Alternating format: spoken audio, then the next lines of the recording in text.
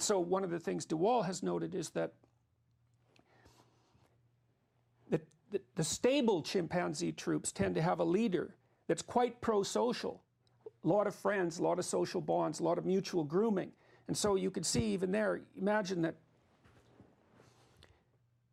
there are sets of hierarchies among chimpanzees, and there's different principles of leadership at the top. Then you could imagine a competition across time. Which principle of leadership is going to produce the most stable and functional chimpanzee hierarchy? Well, that is exactly what does happen. And so there's some shape that the top of the hierarchy starts to take, and you could think about that as the beginnings of an ideal, right? And then it's even more complicated than that, because let's say you get a stable hierarchy set up, and then this is what happens in human beings. It doesn't happen in chimps, or it does, but only to a limited degree.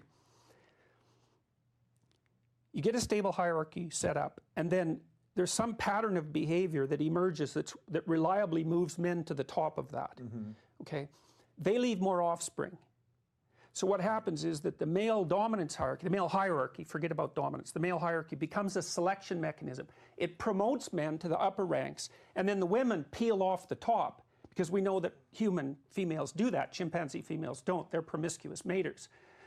The dominant males are more likely to mate with the females, but that's because they chase the subordinates away. It's not because the females are choosy. So the reason I'm telling you this, it's really important, because imagine that there's a reliable pattern of behavior that will move you up a male hierarchy across time. Well, what that means is that men over time have become biologically adapted to that pattern. The hierarchy is there, it's stable, it exists across millions of years. And so it acts as a selection mechanism by promoting men. And so the men who have the genes that are most likely to get them promoted put those genes forward. And so we get more like the group ideal as we progress through time, both biologically and culturally. And then we also start to articulate that group ideal. And that's partly what a religion does when it's coming up with the idea of an ideal. So I was listing some of the...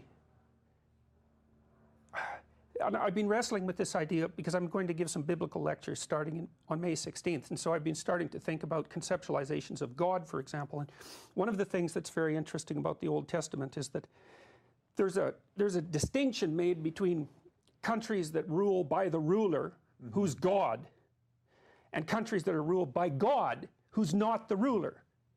Okay, so strip it for a minute of its religious language, and imagine this instead. Imagine that what we consider God is the abstraction of the ideal by which people have to orient themselves to produce a functional society.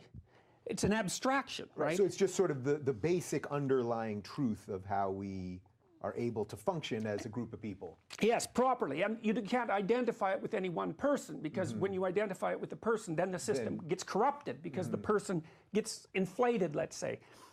This would be like the Pharaoh, basically. Yes, exactly, precisely like that. That's exactly that's the canonical story in the Old Testament.